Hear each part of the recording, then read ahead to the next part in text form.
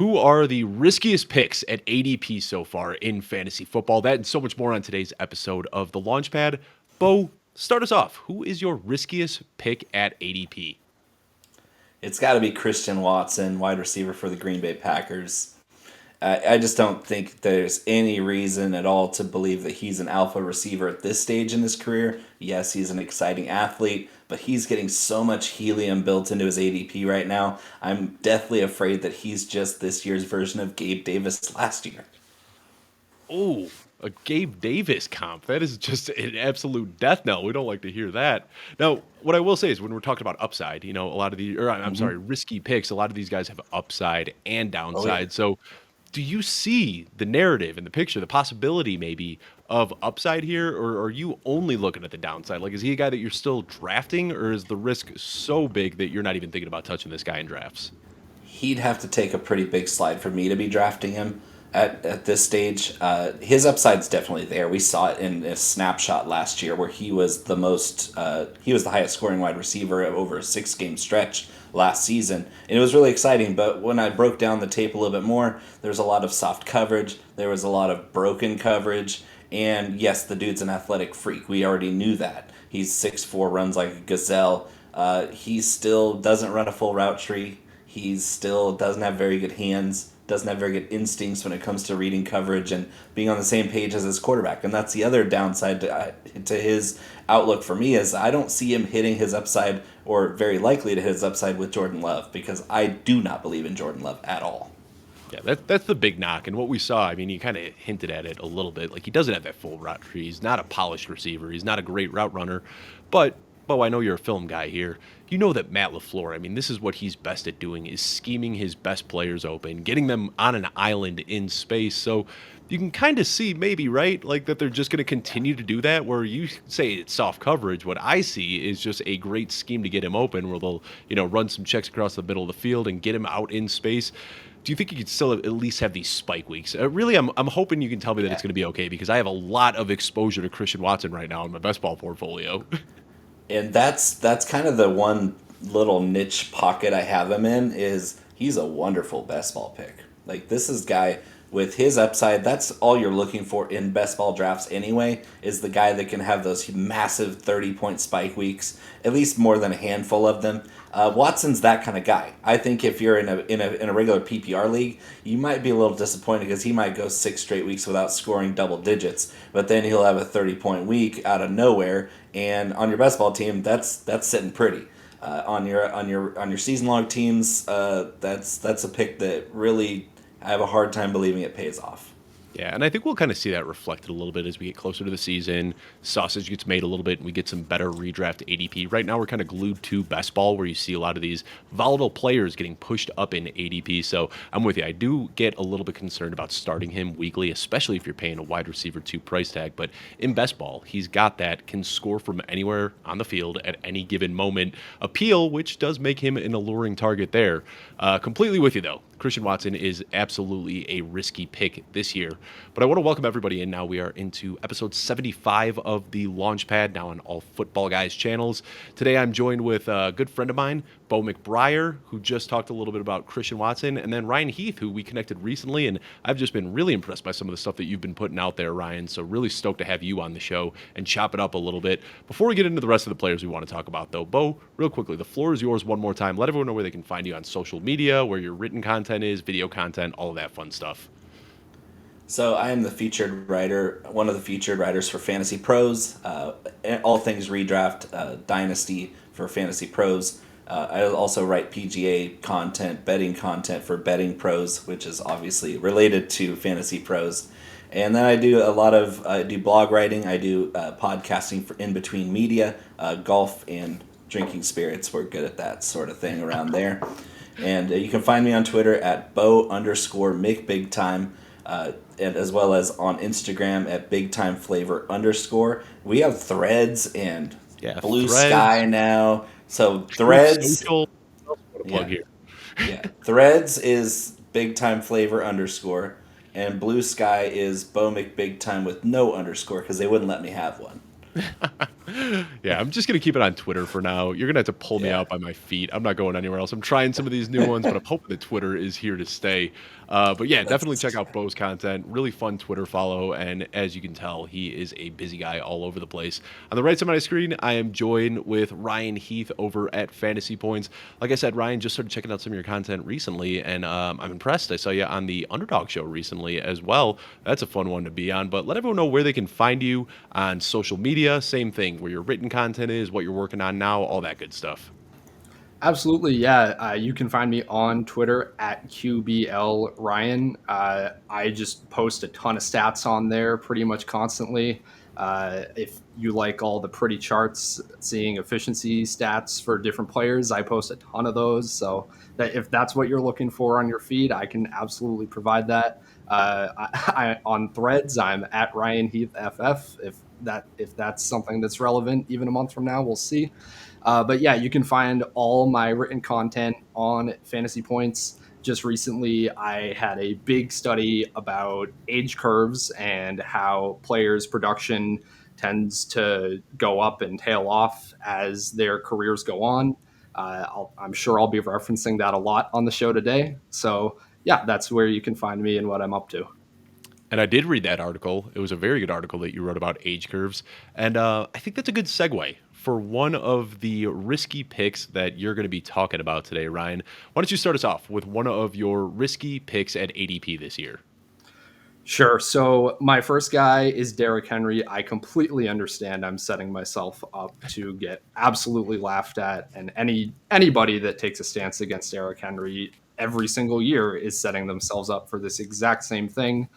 But this time it counts. This time it's different, and the reason is that Henry is now entering the 8th year of his career, and according to that big long study I did, the year 8 for running backs is really where the big fall off happens. They, on average, will score about 73% of their career baseline in that season.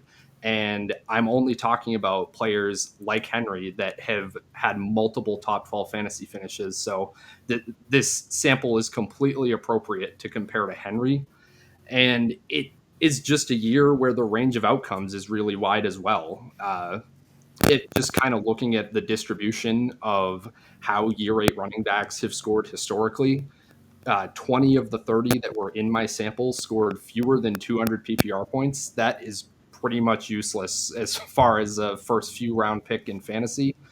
And even among players that were as elite as Henry was in year 7, the average was only 219 PPR points, which would have been about the RB15 last season. So I just look at Derrick Henry and I see the alternatives of, say, Josh Jacobs, a Tony Pollard, or Rhamondre Stevenson, guys that we can also project fairly big workloads for who are a bit younger. And I just say I would rather go for these guys than Henry, where we could just see a complete fall off this year. Yeah, and I mean, first of all, what I'll say, you're worried about getting laughed at for fading Derrick Henry. Here's what I'll tell you. I faded Derrick Henry 2 years ago, coming off that 400 touch season. And my reason was looking at the guys that historically had seen 400 plus touches. They all got hurt. And guess what? Early on in the season, I was getting lambasted on Twitter. This is the idiot that faded Derrick Henry. Guess what? As soon as he got hurt and the rest of his season was over, crickets from that part of the crowd. So don't worry about the people that are going to laugh at you for having a take that's out there, because when you're right, they're nowhere to be found. That's just what people do on social media. But I'm completely with you. And it's tough because right now it seems like he is getting pushed to a point where it's alluring to draft him, end of the second round. Derrick Henry, this guy's been a top 3, top 5 pick year after year after year. And we just keep hearing every year, don't fade him. He's an alien. He's going to get it done. Yada, yada, yada. But if there ever was a year to fade him, this is it. I mean, it looks like the Titans' window is closed. Ryan Tannehill didn't look good last year. They've drafted quarterbacks in back-to-back years now, hoping to set themselves up for success. They shipped off A.J. Brown. They don't have much going on at all. The offensive line is getting old and injured. So, yeah, I mean, I totally understand. Don't fade the king. I get the mantra. We hear it all the time. But if there was a year to fade Derrick Henry, this is it. I mean, it's better to get out early than it is to get stuck holding the bag. Bo, I see you, man, just grimacing. You must disagree with everything we're saying here, huh? not everything. I'm worried because have we all considered that Derrick Henry might just be an alien, and that none of this data actually matters when it pertains to a guy who's not human. This guy has broken his foot. That happened a couple years ago when you faded him. He came back and off the broken foot, and he saw a loss in efficiency, but the volume and what he does with that volume really hasn't tailed off at all. And the receiving metrics have bumped up, so he's more of a PPR weapon than he ever has been in years past. The dearth of weapons in Tennessee has propped up Derrick Henry into a different type of back. His career isn't tailing off; it's evolving, and we're seeing a guy that's an absolute specimen of a human being who seems to be impervious to very serious injuries to his feet and to his hamstrings and to all the things that he's dealt with. He comes back even stronger, and I really hate fading him, especially when his cost has tailed off. In Dynasty, you should have been out 2 years ago. In redraft, at his current ADP, I can't fade him. I just can't, because if I'm talking about a mid first round pick, it's an easy fade. If I'm talking about a second 2-3 turn guy, Derrick Henry is full go for me. I get that. And I guess the one argument you could make for Derrick Henry, and Ryan, I don't know if you have any insight into this when you were looking at your age curve, digging here a little bit, but Derrick Henry didn't have a big workload for his first few years in the season. So I guess you can kind of use that argument that he's got less tread on his tires than some other backs, but maybe that's also offset by the 350, 400 touch seasons that he saw in the years following. So, you could make an argument either way. But Bo, if I am the judge here with Ryan saying that he's not a good pick, you saying that he could be a good pick, I'm going to side with Ryan here. I'm a little bit concerned, just looking at the age, going into 29 years old. It's been a while since we've seen a guy at that age have a big season. So, risky pick. This is what we're talking about. We're not saying that this guy is assuredly going to bust. We're saying that there's inherent risk in that pick, and I think that Ryan made a good case for it here. Now, the guy I'm going to talk about also is getting drafted very highly right now, and I could have egg all over my face by midseason, but I think that people are just completely ignoring the risk with Rhamondre Stevenson. And Ryan, you just talked about Rhamondre Stevenson getting drafted in the same area of the draft as Derrick Henry and somebody that you prefer. And I get it. I mean, the upside is certainly there that he could build off of what he did last year, finishes the season as an elite RB1, but the downside is that he is the new Damian Harris. And I don't think people want to hear that, but it is very much so a possibility. Look back 2 years ago. Damian Harris was graded as PFF's best running back in 2021. And then he came into 2022 splitting work with Rhamondre Stevenson. And then in the 1 year that we did see Damian Harris pay off as his ADP as this between the 20s bruiser and goal line back, it took him 15 touchdowns and a mostly healthy season to sneak in as a back-end RB1. So last year, when you look at what they were trying to do early in the season, it wasn't going to be a Rhamondre Stevenson workhorse year. He was splitting touches with Damian Harris to start the year, and then we got those pre-camp reports that they were talking about Ty Montgomery being involved as well, but a injury to Damian Harris shoehorned Rhamondre Stevenson into this workhorse role, and I just don't think that that's something that we can project going into 2023 now. And I mean, no surprise here, but if you look at his splits over the last 2 years, when Harris was out, he saw a boost in rushing attempts, targets, receptions, yards, goal line work, touchdowns. Pretty much everything went up across the board. But I think that we just can't ignore 30 years of coaching tendencies from Bill Belichick. This tells us that he likes to have specialized roles for all of his running backs. And we've got Ty Montgomery back now, who, again, we're hearing a drumbeat out of camp that he's going to be involved. Pierre Strong and Kevin Harris now each have 1 year of experience under their belt. We know historically that Bill Belichick doesn't like rookie running backs. Even with Rhamondre Stevenson, it was a struggle for him in his rookie year to get meaningful touches. So I'm not projecting it. I'm not saying that it's going to happen, but there is a realistic chance that Montgomery and Strong take a lot of the passing down work. Kevin Harris, who's a bigger back than Rhamondre Stevenson, takes the goal line work. And in that scenario, Rhamondre Stevenson is getting nothing but early down touches between the 20s, and he's giving you 6 to 8 points per week with a very limited ceiling. So again, I'm not saying that Rhamondre Stevenson is going to be a bust, but right now he's getting drafted ahead of Josh Jacobs, Breece Hall, Najee Harris, Joe Mixon, guys that have proven success in the NFL that we're projecting big workloads for. And I think there's a ton of risk with Rhamondre Stevenson that's just being completely ignored right now. Bo, I think you're going to agree with me on this one. I saw you shaking your head a little, or nodding your head a little bit, I should say. But Ryan, I'll throw it to you first. Do you have anything to add with Stevenson? Because I do understand the case for the upside, but can we at least agree that there is some risk here? Yeah, absolutely. There is some risk, but I just lean much more towards the positive side of things with Stevenson, and there's a couple reasons for that. You mentioned just sort of his splits without Damian Harris, how Stevenson was having trouble getting on the field as a rookie, and while that's true, this wasn't just like Rhamondre Stevenson coming in was not a function of Bill Belichick wanting specialized roles for his running back. It was a function of him being the best running back on the team. Yes, there were some things that happened with Harris getting banged up earlier in the year, Ty Montgomery not being available. Things kind of came together at the right time, but it's not just any running back that's going to take that role and run with it. Rhamondre Stevenson is an incredibly elusive and efficient runner. I've got stats up here. He ranked second in the league in missed tackles forced per reception last year, top 5 in missed tackles forced per carry. So I think we should be talking about Stevenson as just another level of talent above and beyond someone like a Damian Harris, who will have somebody come in and take these specialized roles from him.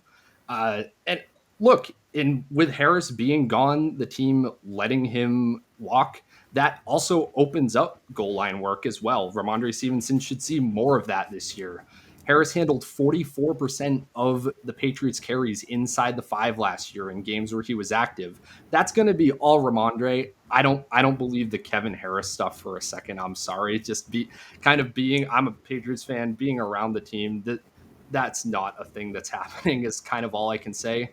And while I hear the Pierre Strong and Montgomery drumbeat just as loudly as you do, I have to point out that it's not really coming from inside the building.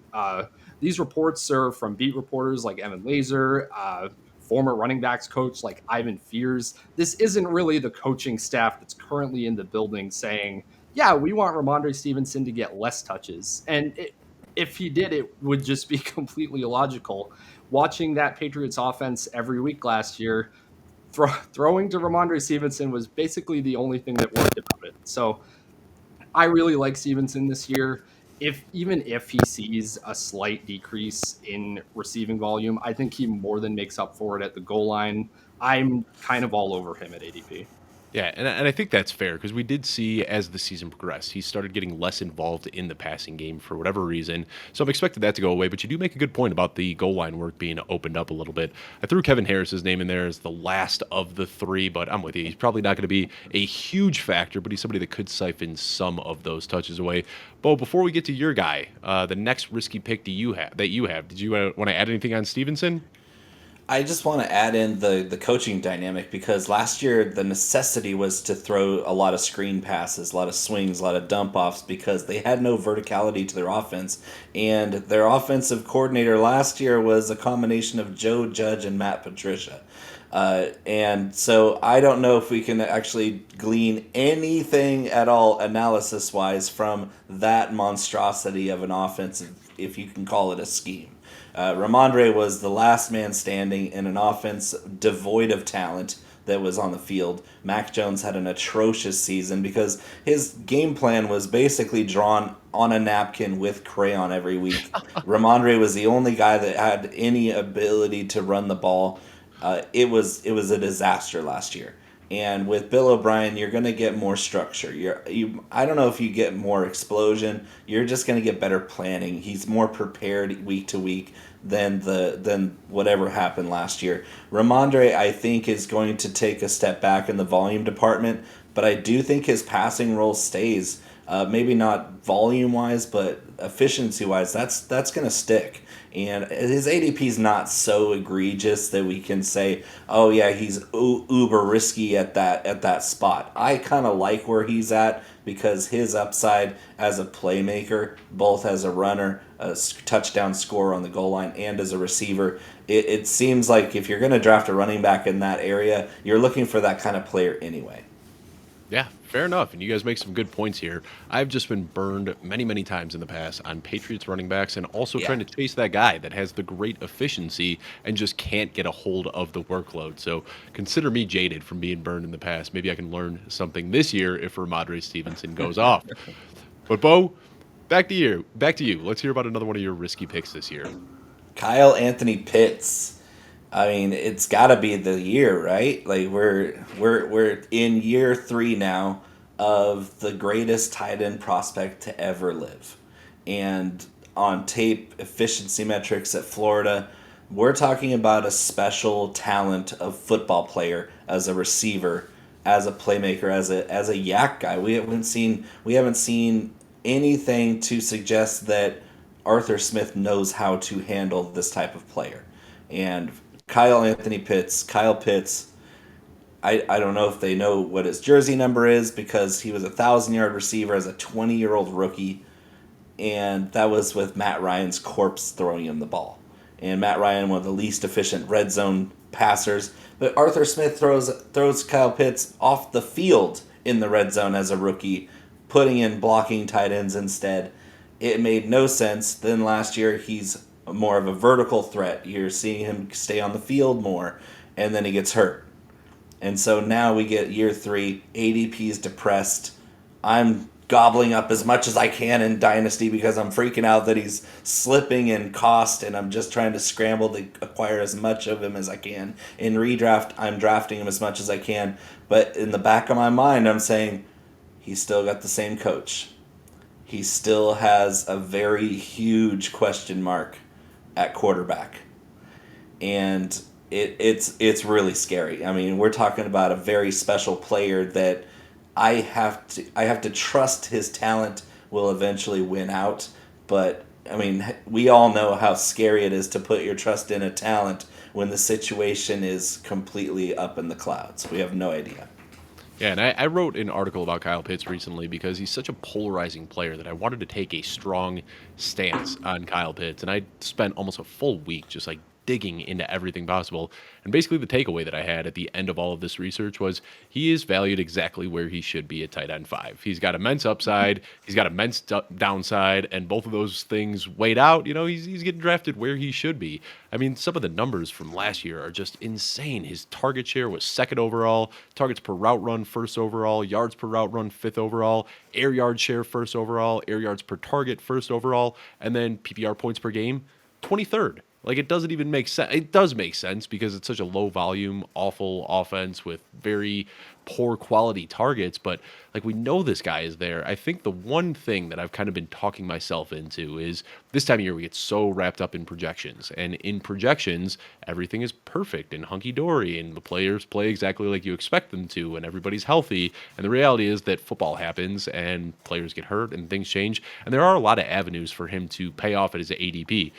The most likely being that Drake London, can go down with an injury at some point, and then Kyle Pitts stands alone as the alpha in this team. And when you saw him put up 1,000 yards as a 20-year-old, imagine what he can do as a 22-year-old. The other, Bijan Robinson goes down, and they have to lean into the pass a little bit more. The other is that Desmond Ridder can be a little bit better than we're projecting him to be, and he can support this high volume offense, which would be really nice. So like we try talking in if this guy's healthy and if Desmond Ridder isn't good and if Arthur Smith keeps coaching the way that he has, and we make up these excuses for why he can't be good, but he still does possess that ceiling, albeit with immense upside. Ryan, anything you'd like to add about Kyle Pitts? Yeah, I want to kind of riff off of a point that Bo made at the end there about the talent obviously being there, but it being terrifying to buy into a situation like this. I think buying into that talent and hoping the situation changes is very often how you draft league winning players in fantasy football. We can look at this team's pass attempts per game last year, 24.4 attempts per game. That was the second lowest of any team since 2006 in any season. So, but if you look at teams that averaged under 30 pass attempts per game since 2010, 93% of them increase their pass attempts per game the following year. These things just tend to regress. I know the Falcons went out and just drafted Bijan Robinson in the top 10. I know this doesn't look like a team that wants to throw the ball, but I'm telling you that it would be more strange to project them for that few pass attempts again, just based on how these things historically work out. And even then, if we look at an even tighter sample, teams that average 27 or fewer pass attempts per game, the average increase for them the next season was 5.6 pass attempts per game. So we could be seeing a big regression to the mean here. They were slightly pass heavier with Desmond Ridder. Not obviously, this offense didn't completely change when he came in, but I think there's enough pieces here. There's enough reason to just continue betting on that Kyle Pitts talent. And yeah, that's pretty much it. The only other thing I would add is that by expected fantasy points, which is a metric we have over at Fantasy Points, Kyle Pitts underperformed what he would be expected to score by 4.6 points per game last season, most of that just being bad touchdown luck. So, in other words, if he had just performed as an average player normally would have, given his volume and where he saw it, all of his targets on the field, he would have scored 38% more fantasy points last season. So add some regression to the mean with that and also with the pass attempts. And I think Kyle Pitts is a really good pick at cost. Yeah, and we saw that his rookie year, too. I just added the average touchdown rate for a tight end to Kyle Pitts' rookie season numbers, and he would have jumped from tight end 11 to tight end 3 with just an average touchdown rate. I mean, it has been abysmal so far for his first 2 years, so I'm completely with you guys in betting on the talent. It's tough for me to put him ahead of Mark Andrews or Darren Waller or TJ Hawkinson, but I think where he's at tight end 5, absolutely worth the price there. Does have some risk, but I think the upside for getting the possible overall tight end 1 or tight end 2 is absolutely worth it. Ryan, back to you. Let's hear about another one of your risky picks. Sure. So my next risky pick is actually George Kittle. So again, part of the reason is he's a tight end entering year 7. Historically, that has been when the range of outcomes kind of widen, where we see some guys stay elite and some guys completely just fall off a cliff. So there's that risk. And when we look at Kittle's play, there are actually some signs that he may be slowing down. I say just 1.97 yards per route run in 2022. That's a decent yards per route run, but it was the lowest since his rookie season. And you add this into the context of Deebo Samuel now, hopefully, maybe we'll talk about him later, being healthy. There just being more target competition in this San Francisco offense. And Kittle wasn't seeing great opportunity as far as tight ends go, even last season. Just 25.9 routes per game. That was 14th at the position. And obviously with Kittle, there's always, you tack on extensive history of lower body injuries. So there's just a lot of ways that a tight end 4 ADP can go wrong with George Kittle for me. And I'm having trouble seeing a ton of ways it can go great. I don't have any of them.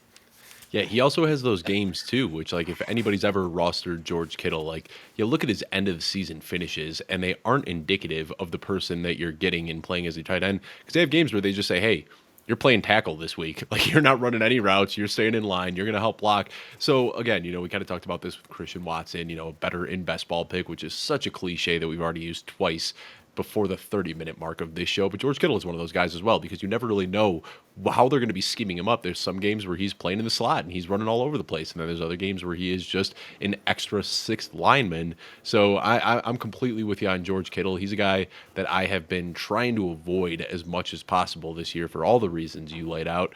And it's tough talking about guys like that, because George Kittle and the other guy you alluded to, Deebo Samuel, like, watching them on film, 2 of my favorite players in the league, but being good football players doesn't always lend to fantasy production, and that's kind of the position that both of these guys are in right now.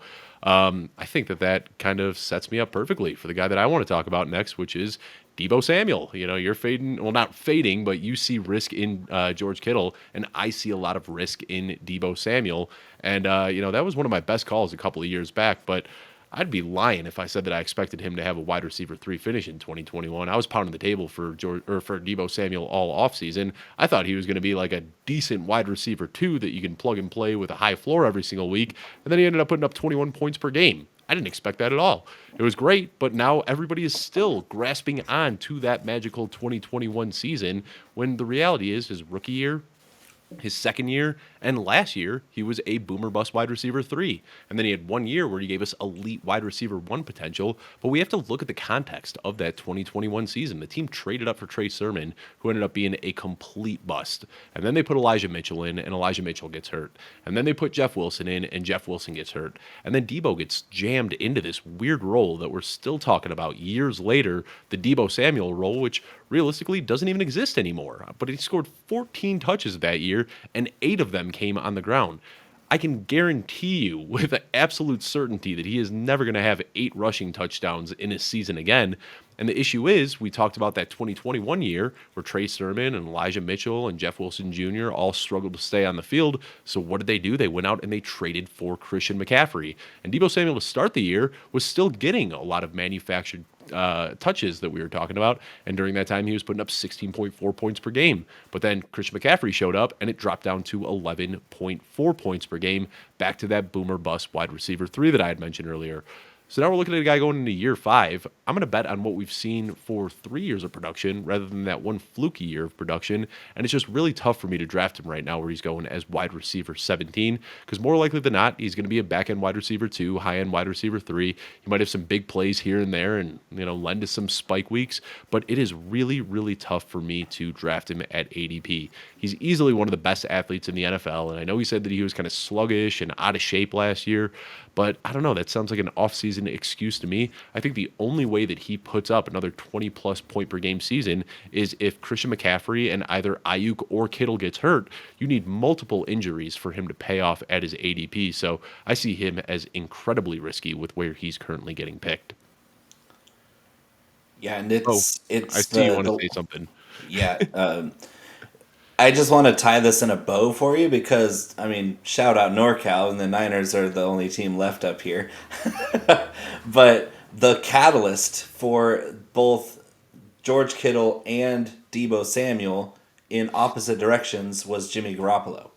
George Kittle, his value was tanked with Jimmy Garoppolo because he's a statue in the pocket. They often had to put in an extra lineman in the form of George Kittle just to keep him upright, because if his first read wasn't open, he was going down. And the same thing happened in a good way for Deebo Samuel. You get a quick first read to Deebo Samuel running a tunnel screen or running a slant or a dig, and you had somebody who could get a lot of yak for Jimmy Garoppolo in that role. Without Jimmy Garoppolo, Deebo Samuel goes way down. George Kittle goes way up. George Kittle's best season in the NFL was with Nick Mullins and C.J. Beathard behind center. And he looked incredible with Brock Purdy back there. He looked pretty good in the preseason games with Trey Lance in there. So I think regardless of what we see from the 49ers as far as starting quarterbacks, the absence of Jimmy Garoppolo upgrades George Kittle because he doesn't have to protect a statue in the pocket anymore and be a blocker as much, and it downgrades Deebo Samuel a ton because he's not going to be that first read every single time like he was in 21. That's a good point. And yeah, a good quarterback is just going to lend to more success for Brandon Ayuk, which I think is why he's getting seen on draft boards right now. And a lot of people are buying into this. And, the true wide receiver 1 in San Francisco.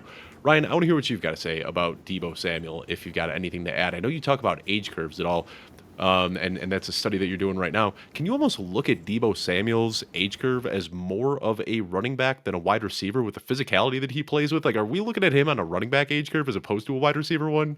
I might have to. I'm not sure I would go quite that far. I will say though, on your point about Ayuk, so since week 9 of 2021, Brandon Ayuk has averaged 2.2 yards per out run and 29 routes per game to Samuel's 2 yards per out run and 27 routes per game.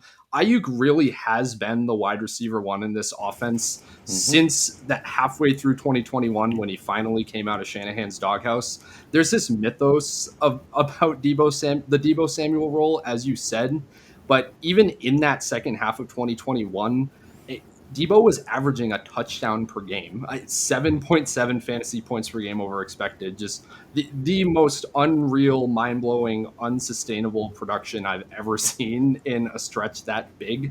Really, if you're praying for Deebo Samuel to get back to 2021 form, you should be hoping for what he was seeing in the first half when he was actually being used as a real wide receiver. Then he was actually seeing wide receiver one type of volume. So, yeah, I just completely don't get Samuel's ADP right now.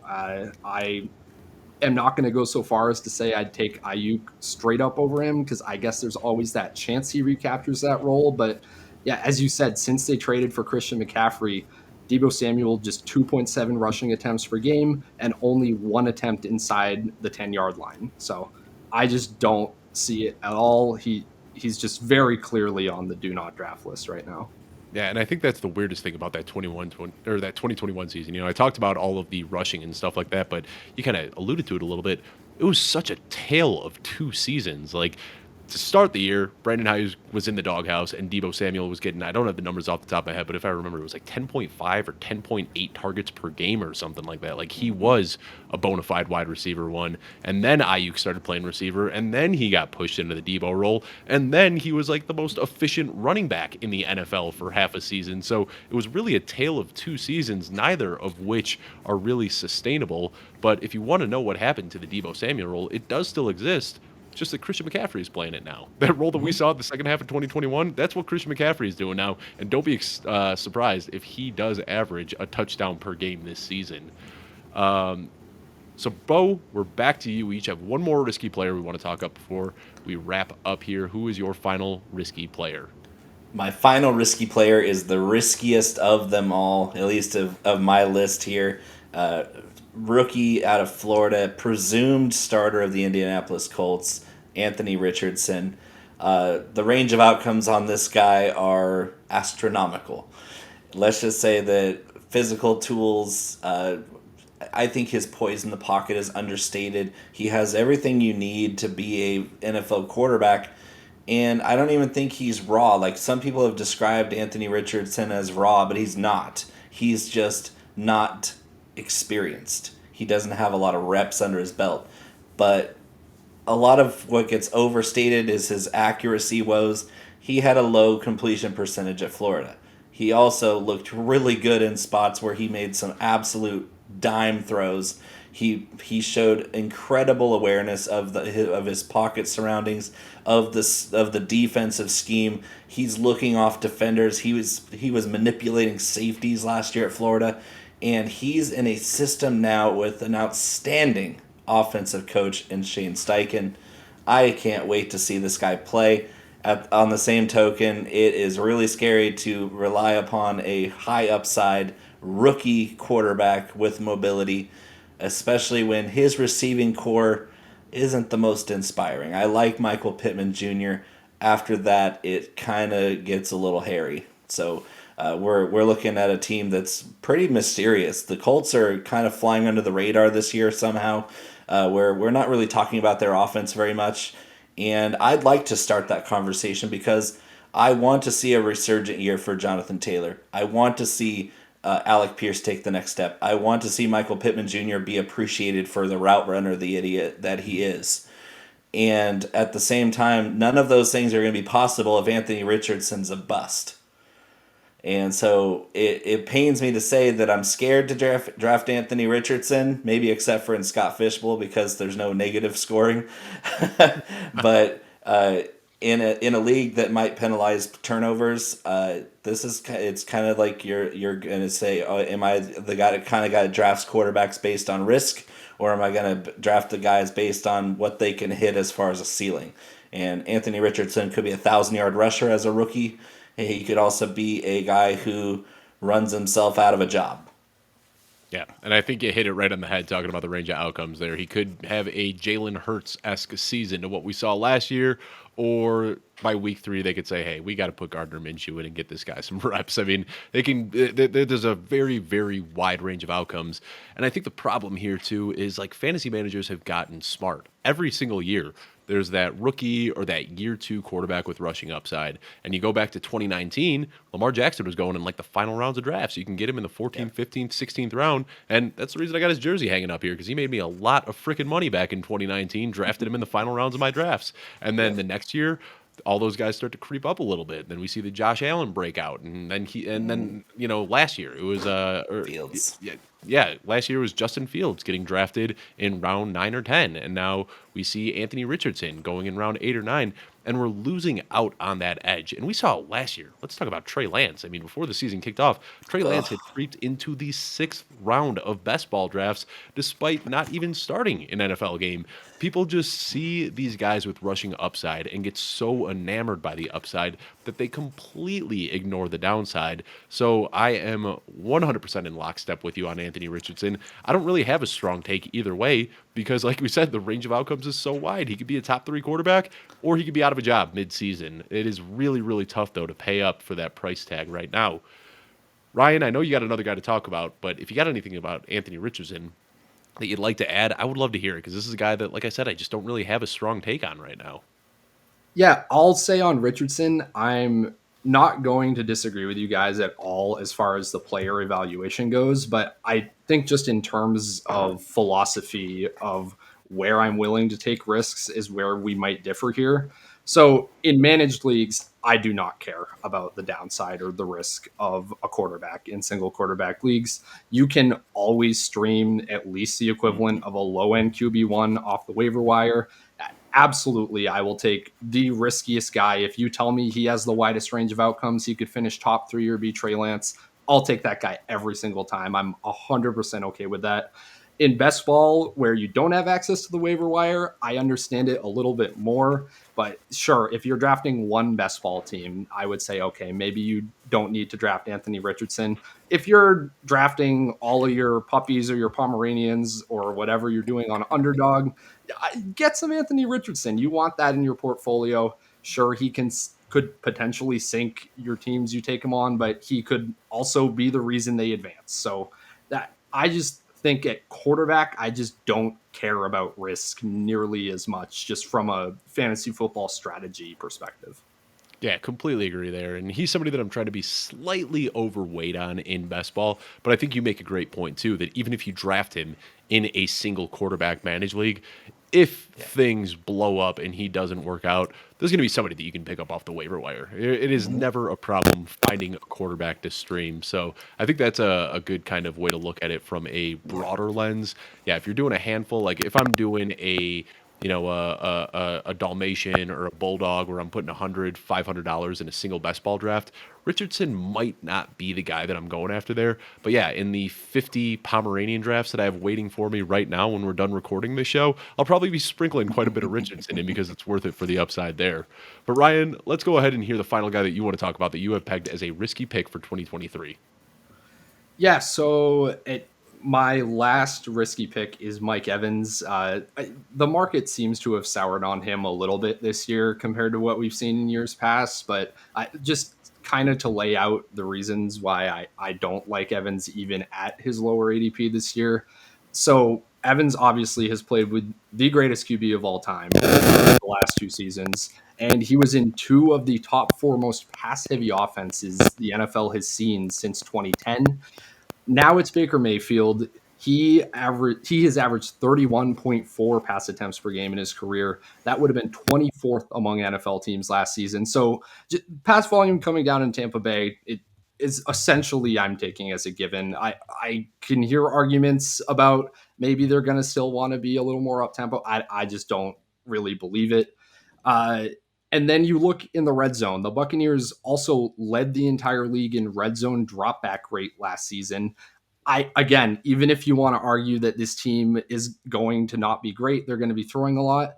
I see no world in which they're leading the league in red zone dropback rate with Baker Mayfield under center.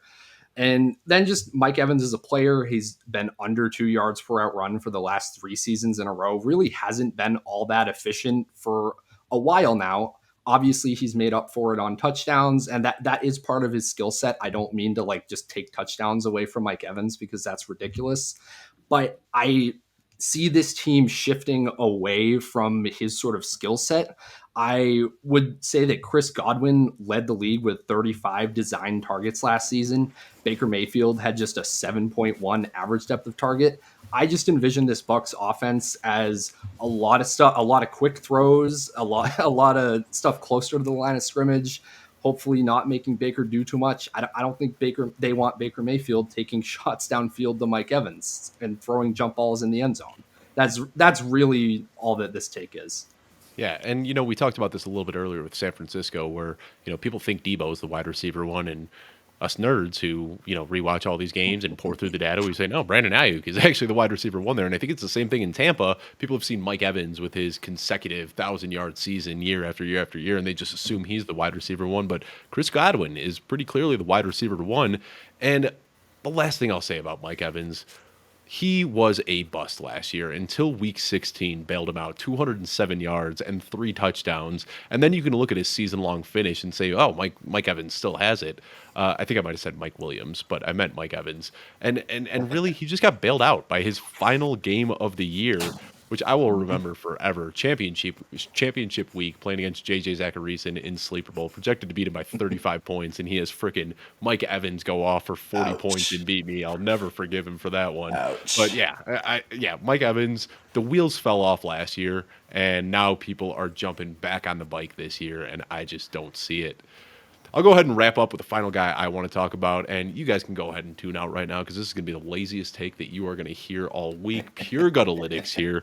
But Calvin Ridley, right now, this guy is getting drafted way too high for what I can just stomach with this ADP. I'll just start with the obvious. He's 29 years old. Hasn't played meaningful football in 2 years. He's playing on a new team with intense target competition with Christian Kirk, Zay Jones, Evan Ingram. We've got ETN, talking about an expanded role in the passing game, and Tank Bigsby out of the backfield as well. And the most misleading and laziest part about this, he only has 1 year with 1,000 yards. And I get it. He was drafted old, played behind Julio for a couple of years. He got injured. He was suspended because of the gambling and all that. But I think it's just naive to just expect that Calvin Ridley is going to be the immediate wide receiver one. Now, underdog ADP, the ADP we have at Footballguys, is all pushing Calvin Ridley ahead of Christian Kirk. But our experts at Footballguys, in our consensus rankings, actually have Christian Kirk ahead of Calvin Ridley. Now, we've talked a lot about upside and downside and wide ranges of outcomes, and Calvin Ridley obviously has the wider range of outcomes. And because of that, I think that's why he's a more alluring pick in best ball, because if there's one guy that's going to finish as a top 3 receiver in Jacksonville, it's more likely going to be Calvin Ridley than it will be Christian Kirk. Christian Kirk probably doesn't have that super high-end range of outcomes. But then again, we aren't that good at predicting ceiling and floor, or at least as good as we think we are. And I think we can look back to 2021, which was a fluky year, but the San Francisco 49ers. Nobody wanted Deebo Samuel because he was the low floor guy. Everyone was drafting Brandon Ayuk, who had a high ceiling. And sure, weird situation, but we saw how that worked out in 2021. Really what it comes down to, though, is just looking at the guys that are getting drafted behind Calvin Ridley. I find myself either straight up taking these wide receivers or taking different positions and waiting for the wide receivers that are getting drafted around later. Amari Cooper, Keenan Allen, DeAndre Hopkins, Terry McLaurin, Christian Watson, Drake London, Jerry Jeudy, DJ Moore, Christian Kirk, who we mentioned, Chris Godwin, Marquise Brown, Deontay Johnson. Especially at cost, I prefer all of these guys to Calvin Ridley, and I prefer quite a few straight up as well. Yeah, they don't have the same ceiling that Ridley possesses, but going at the 2-3 turn in drafts, just way too much for a guy that we haven't seen on a field in 2 years and haven't seen have an elite season in 3 years now. I get it. It's a lazy take, but my gut is just telling me that Calvin Ridley is not going to pay off at his ADP this year. Somebody talk me into drafting Calvin Ridley. I know one of you guys is going to disagree with me here, right? I'll weigh in first. I don't know how lazy that take is, because if you just look at draft value, that 2-3 turn is the running back. That's right before the running back dead zone cliff. If you're not running back shred zone. Yeah, if you're not drafting running backs around the 2-3 turn, you're going to run into a real lack of bodies that you can rely on at that position. If you're throwing really risky money at Calvin Ridley, who again hasn't played in the NFL in over 2 years. And before he was suspended for gambling, he was on an ACL. That's a huge red flag. And he's on a new team with a new scheme and a quarterback that hasn't always had the most ADOT. Like, we're talking about Trevor Lawrence here, where he's made a living on low ADOT, very high accuracy, very well planned out. He's a great quarterback, but he's not your downfield guy like Justin Herbert. He's not even Matt Ryan when Ridley had that 1 year 1,000-yard season where Julio was on one side and Ridley was on the other, tearing defenses up. That Calvin Ridley is long gone, and Trevor Lawrence isn't that type of quarterback. I'm looking at slot options. I'm looking at Ingram and Kirk as much more reliable than a guy that I almost forgot was still in the league, in Calvin Ridley. I love Calvin Ridley, but I love him in a nostalgic way. That's how long it's been for fantasy managers to say Calvin Ridley's on my fantasy team. If you're saying that nowadays, you better hope that he wasn't a second or third round pick, because that's way, way, way too expensive for my taste. And I'm not a risk aversion kind of guy. I like to take risk, even at wide receiver where it's kind of baked in already. Like, that's not where that's not the hill I'm dying on. Yeah. And I'll be the first to admit it. I tweeted about it about a couple of weeks ago. I went back and I watched that tape from 2022, and I forgot just how good Calvin Ridley was, but that was a long, long time ago. So tough for me to buy in there. Ryan, one more time. You've talked a lot about liking upside when it comes to running backs like Rhamondre Stevenson and quarterbacks like Anthony Richardson. What do you think when you were looking at a guy like Calvin Ridley? At that 2-3 turn, is the downside there enough to scare you off, or are you still chasing the upside that early in drafts? So I am right there with you guys, kind of on every structural draft take you just gave of, yes, the wide receivers going after him, I don't think are considerably different. Totally get not wanting to click his name a lot. I haven't been personally, but I just to provide a little bit of optimism, I think there are reasons to like Ridley this season. If you look at Trevor Lawrence's first read throw rate last season, it was 75%. That was the highest in the league. So first read rate correlates with targets to outside wide receivers.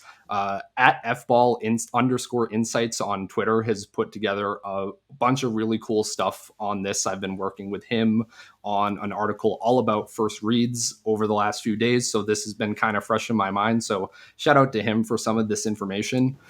But just think back to some of those random weeks last year where it's like, okay, why did Zay Jones out target Christian Kirk and Evan Engram? Like that would happen occasionally, and I think the reason is that this scheme is meant to funnel targets to the outside wide receiver. And look, when that is Zay Jones, sure, it's not always going to be amazing production. Zay Jones very, very much overperformed expectation last season. But yeah, of course, you've got a lot more talent inside with Christian Kirk and Evan Engram. The talent configuration didn't necessarily match the scheme and how they were being deployed. When you put Ridley out there, then it's like, okay, I can start to see how this all kind of clicks into place and these targets just get funneled to him. And Lawrence is even better than any of us thought, if that's possible. So I can see it happening. I'm dabbling in Ridley. I definitely understand the downside. Yet hasn't been good since 2020. Yeah, of course, completely concede all of that. Well, we will have to talk a little bit after the show, Ryan, because I'm very interested by this first read rate. Anyone watching the show saw me immediately start typing that in. That's not something I'm too familiar with, but that is mind-blowing that Lawrence let it rip 3 out of 4 times to his first read. That's somebody who's got a lot of trust in his receivers. I like to hear that. Just pontificating as a Bears fan here, I guess that Justin Fields was way down on that list because that man, his head was on a swivel before he was taking off every single play. If you've got that available, I'd like to see, because I'm guessing he was way towards the bottom there. I don't have it in front of me, but yes, after the show, we can absolutely talk all you want about it. Awesome. Well, let's go ahead and sign off then. This was a great show talking about some of the risky picks. And again, I just want to say this doesn't mean that these are picks that you should 100% avoid, but these are players that do have risk at ADP that should be considered. We get enamored by the upside all the time, and we are scared to talk about the downside. So, guys, appreciate you talking about something that not a lot of guys want to talk about, which is the downside in some of these sexy names in drafts. So, thank you so much for joining today. Before we log off, though, one more time, Bo, let everyone know where they can find you. Mostly on Twitter. I live on Twitter, the app. There's lots of competition out there for social media, but you can find me at Bo_McBigTime, as well as my featured writing on NFL and fantasy for Dynasty and Redraft at Fantasy Pros. Yeah, and I mean, who even knows if Threads is going to be around by the time this episode airs? We're recording on Thursday night. Episode comes out Sunday morning. We already saw the story about the cease and desist letter sent from Elon Musk, so who knows? Threads might be a thing of the past by the time this episode comes out on Sunday. Ryan, let everyone know where they can find you. Yeah, you can find me at QBL Ryan on Twitter. All my written work is at fantasypoints.com. And yes, on Threads, if it still exists, Ryan Heath FF. And you can find me on Twitter at Dave Kluge. All of the written and video content you can find over at Footballguys. Be sure to subscribe at youtube.com/footballguys. And then today we were talking a lot about downside and riskiness and things like that. Be sure to check out the new rankings that we just rolled out at Footballguys. Footballguys.com/rankings. Not only are they fully customizable to all of your league settings, scoring settings, league size, rosters, all of that stuff, but they also have an upside and downside meter attributed to every single player, so you can see just how much upside and downside is in each of these players before you pick them. Thank you so much for tuning in, and I will see you next week.